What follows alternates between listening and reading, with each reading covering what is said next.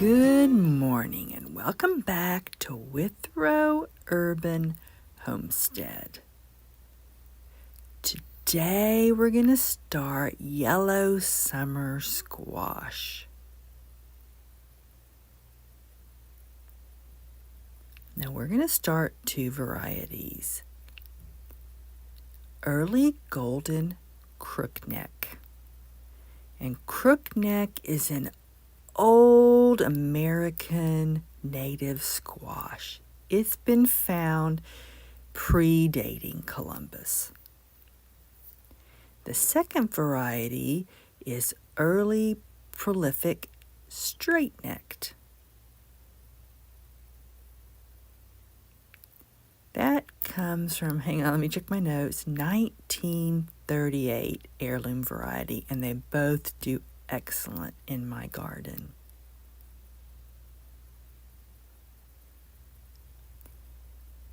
Now they're both a bush variety, but they will make some 2-foot vines, and they'll grow to be 36 to 48 inches tall and wide, so they still get big.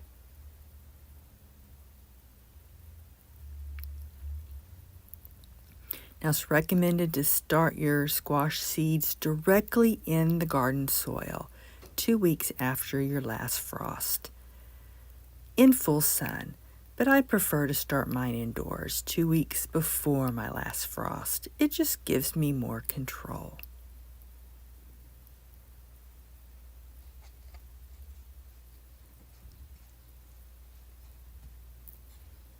You're going to want to plant the seeds 1/2 to 1 inch deep. They're a good sized seed. I have plenty of seeds, so I'm going to put 3 per pot and then thin them down to 1 plant each.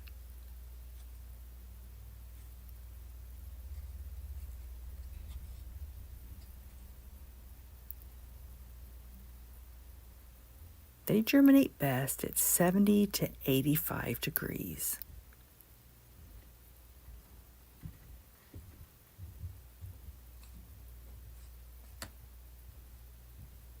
And they're going to grow quickly. They're going to outgrow those pots very easily. And they're going to be in these a month. And that's the reason I don't start them in the 6-cell trays, because I don't want to have to pot them up. If you're going to start yours 4 weeks before your last freeze, you're probably going to have to change from this pot to a bigger pot. This will get too small. And I'm using these because a lot of these squash I'll give away free to the community. And these pots are a little bit cheaper. Now here in the mid-Atlantic, vine borers are a huge problem. So I like these varieties. They do much better than zucchini. They grow really quickly and they produce fruit early. So I've stopped growing zucchini.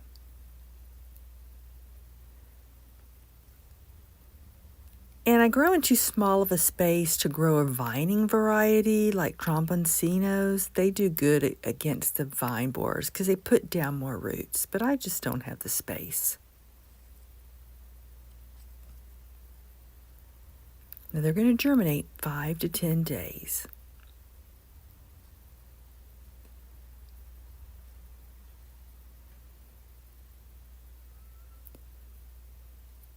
This variety works best in my small space, and I really should only plant 2. We'll see if I can resist. I always plant too many.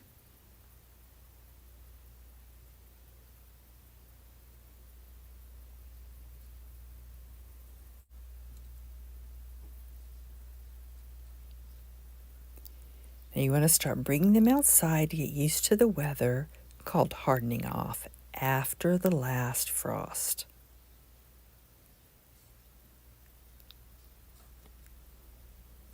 And you want to plant them into the garden in full sun 2 weeks after the last frost. Now it's been warm here, but we still have one more night in the 30s, so be careful and don't rush it.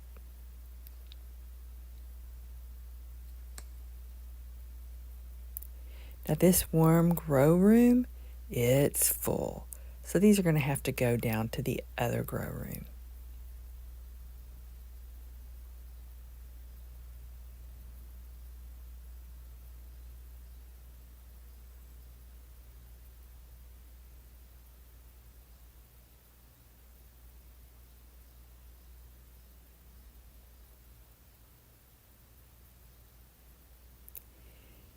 Now these are my slow-growing summer vegetables and flowers. In the other room are the faster-growing summer vegetables and flowers. But that room tends to run 60 to 65 degrees, so I am going to have to use a heat mat. And I always use a humidity dome. It holds in the moisture and helps with germination.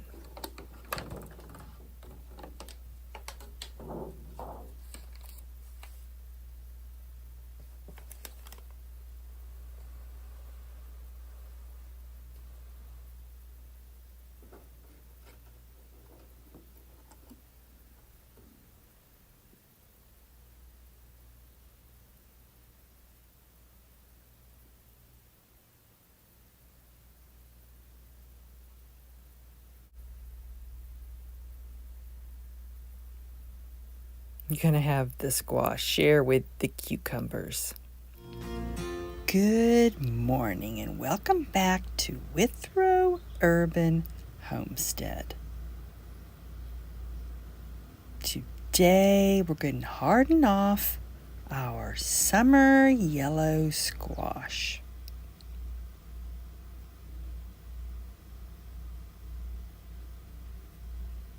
Now these seedlings, they're only 7 days old.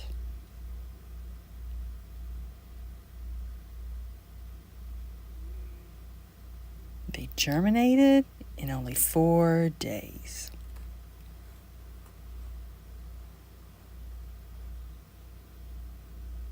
Today they're only going to spend 2 hours outside, and they're going to come back into the house under some lights.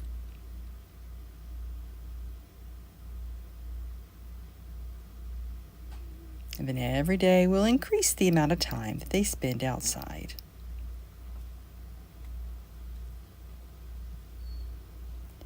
Now I set up a hardening off shelf in a protected area near the house. It gets less sun and wind here.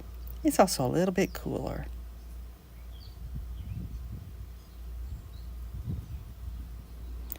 Every day we'll also expose them to more and more sun and wind.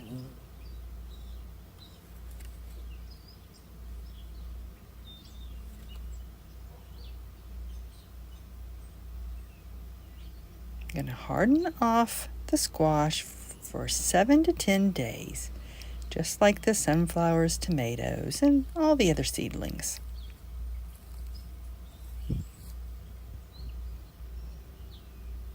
Now the netting is to protect from curious birds and digging squirrels.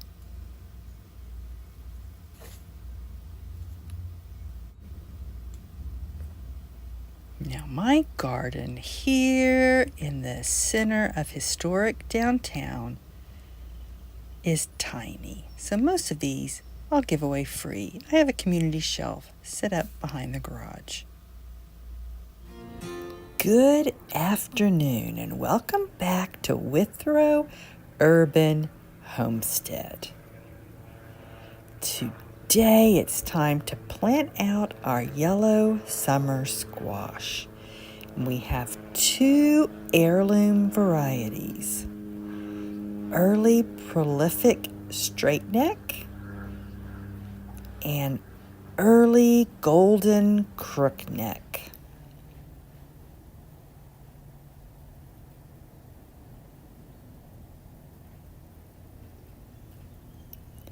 These plants are 3.5 weeks old and they've already hardened off for 2 weeks.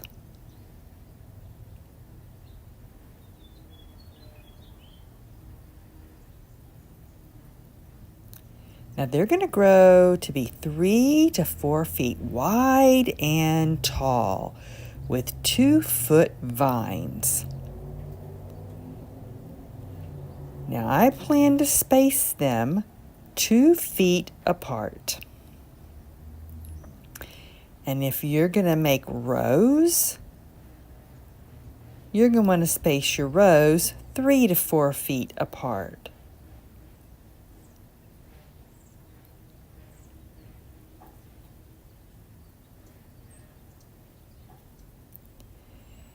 Now, a big problem we have here in north central Maryland are vine borers. And I don't even grow zucchini anymore for that very reason. I only grow these 2 early, very prolific squash varieties. I start the seeds inside to give me a head start to get ahead of the vine borers before they emerge.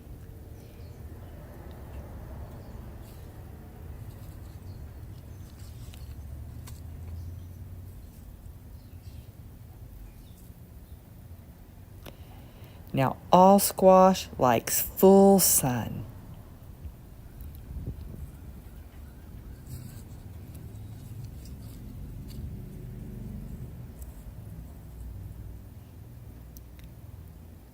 And you can feed your squash 3 inches of compost in the planting hole at time of planting. Now, I don't plan to feed my squash because the whole garden is full of compost. In the fall, I layer on organic matter.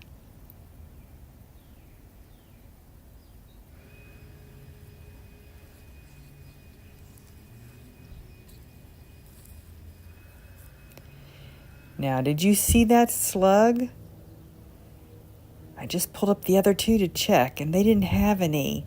But my extra squash plants, I did find more in the pots. And that's why it's important for me to use this organic slug control.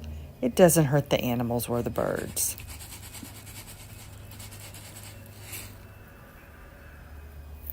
Now, here in the heart of the city, this garden is full of wildlife.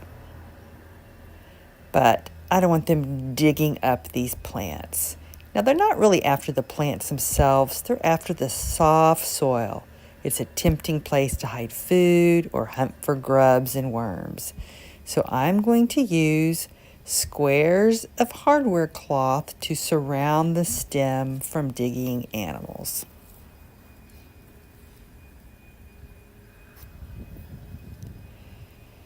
Squash doesn't need support, but it's going to fill this entire space. And if I need to water it, I want to avoid watering the leaves, so it helps to know where the stems are. So this stake is going to tell me where to find the stem.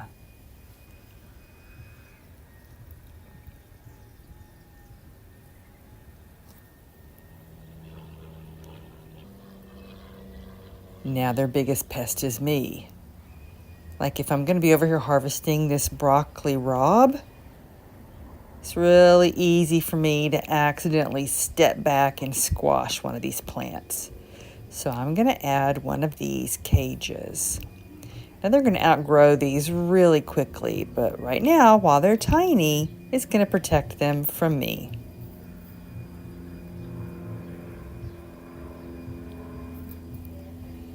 For 7 days, I'm going to make sure these are watered well until the roots get established. And after that, they need 1 to 2 inches of water every week. Because squash grows fast and it's mainly water. But again, try to avoid watering the leaves.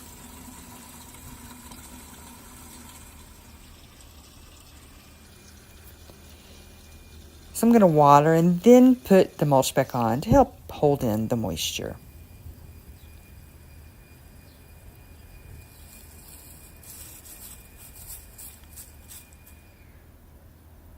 Now what am I going to do with the rest of these?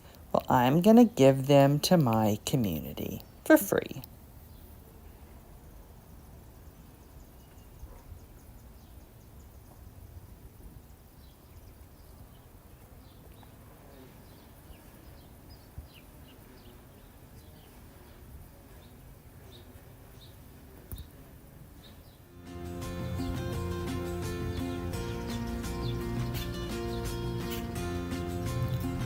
Good morning. Welcome back to Withrow Urban Homestead. It's early July and it's time for a yellow squash update and harvest. So I have two heirloom varieties. Let me look at the names. Early Prolific Straight Neck and Early Golden Crook Neck.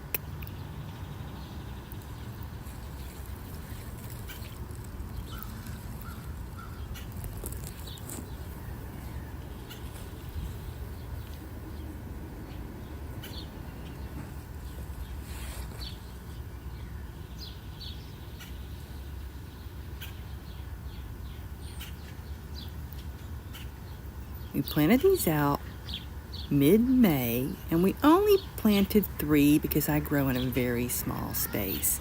And I spaced them 3 feet apart and 3 feet from the fence.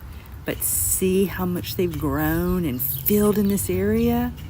They're already 5 feet wide and long each.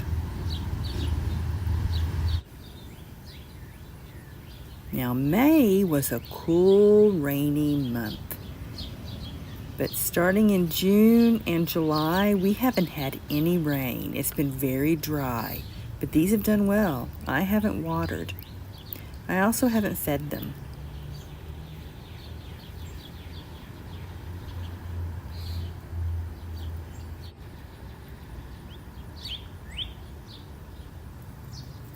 Now, there are 2 different kinds of flower on a squash plant, a male and a female.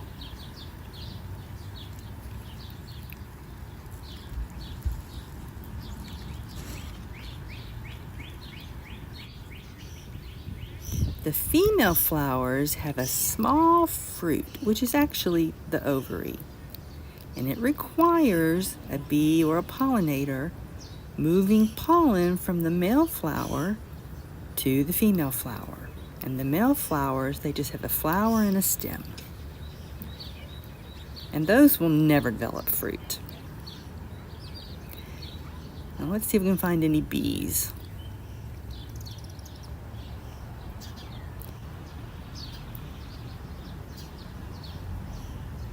If the male pollen doesn't mix with the female pollen, then you're not going to get any fruit. And there might be a couple of reasons for that.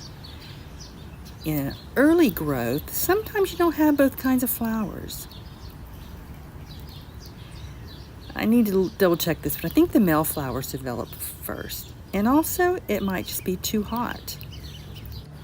Squash does not like to set fruit in temperatures consistently above 90. Now, May was cool, but June hit with a heat wave, so the fruit did not develop. But when we got back into the 80s, we got a bumper amount of squash. I tend to harvest every other day, and I've already harvested 4 gallons.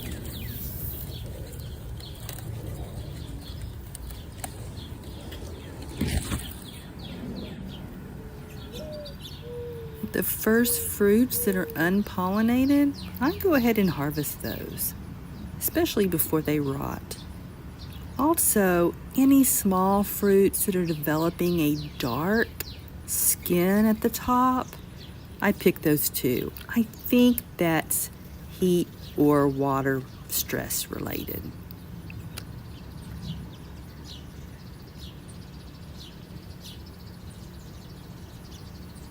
Like this one.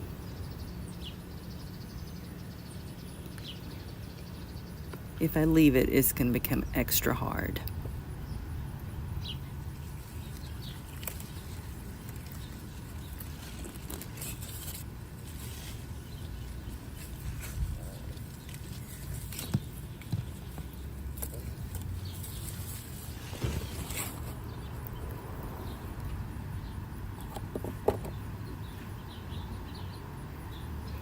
It's gotten really hot again.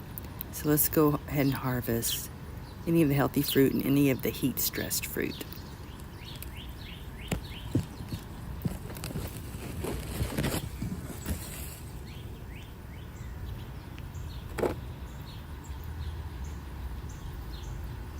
Now, squash blossoms are edible. Many people stuff them with like goat cheese or cream cheese, and they also dip them in batter and fry them. I've never tried it.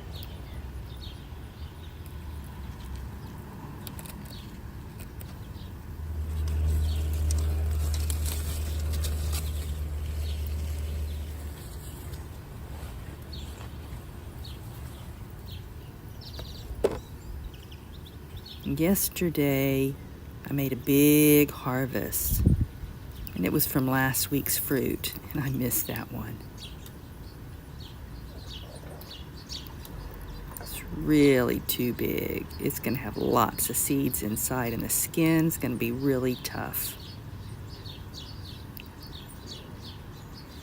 But I can use this for zucchini bread.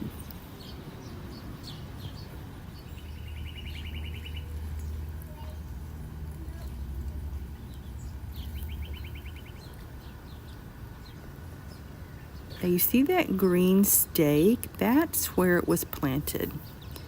And it's vined out pretty far, even though it's a bush variety.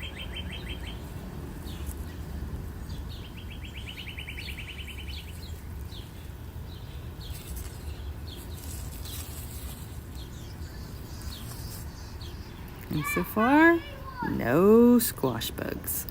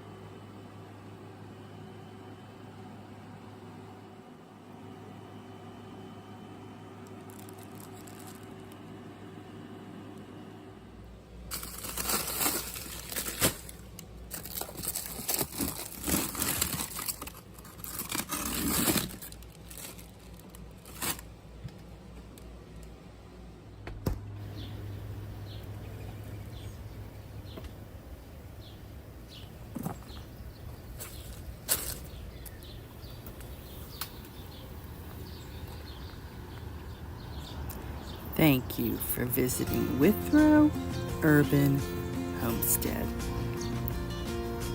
See you later. Bye-bye.